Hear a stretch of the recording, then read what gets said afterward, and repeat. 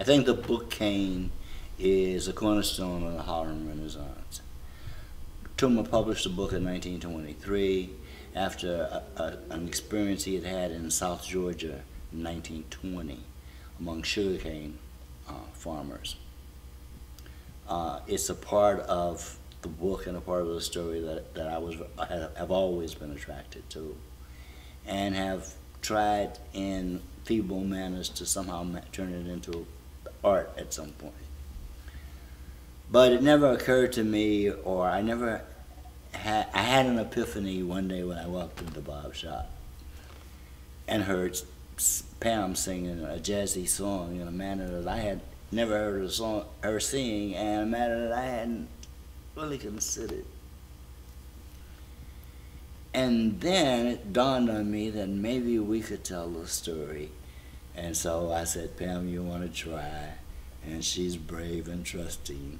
And so we've been trying. And I think we've come up with most of the story. Well, Robert Earl came to me with a very rich idea and with some very clear characters that he wanted to portray. It's a very simple story.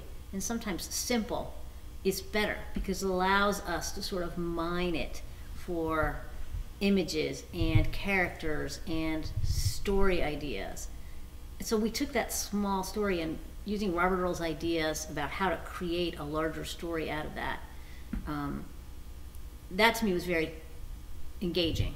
And I really believe if someone opens a door for you, you should walk through. So when Robert Earl said, hey, would you like to write a musical?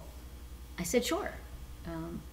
And he made it easy for me because he gave me a whole, I like to say, bucket full of ideas. So as a songwriter, that's often where you get stuck. And if someone comes to you with a set of characters, each character is an idea. Each twist in the story is an idea.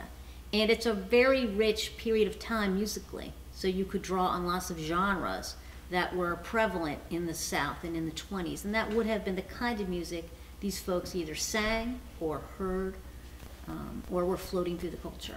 We're presenting it as a musical showcase in November. And the performance will be presented by Robert Earl as the narrator, my band, which is a 5-piece band that includes myself, my husband Bob Ortiz, Philip Dutton, Ford Schumann, and Nevin Dawson, along with Sambarkan, which includes Karen Somerville, Lester Barrett Jr., and Jerome McKinney. Those gospel voices will join with our voices and instrumentation to present a whole variety of genres and songs. And you left out a drum and bass. Yes, we're also, our special guests will be drummer Ray Anthony and bassist Tom Anthony. It's a musical. And even though all musicals don't have happy endings, at least the dramatic arc is one that doesn't turn you off early in the play. This book, this story as written by Toomer, ends violently. And so we had to find a way to translate all of the information carried in Toomer's story into a more modern time. And so we bring Toomer back later in his years to reconsider the work that he had started in 1923. And that through that process and through song, Bam's song, we see that this is not just the story of the three principal characters, but a universal story. Toomer's style was so new and fresh for the period among black African-American writers. I say he's the first modernist. There are scholars, I'm sure, who will argue that point with me. Nonetheless, I contend that he was, because Cain they didn't know whether to name it a book or a novel because he chops it up into chapters, into song bits, into poems, into theater scenes.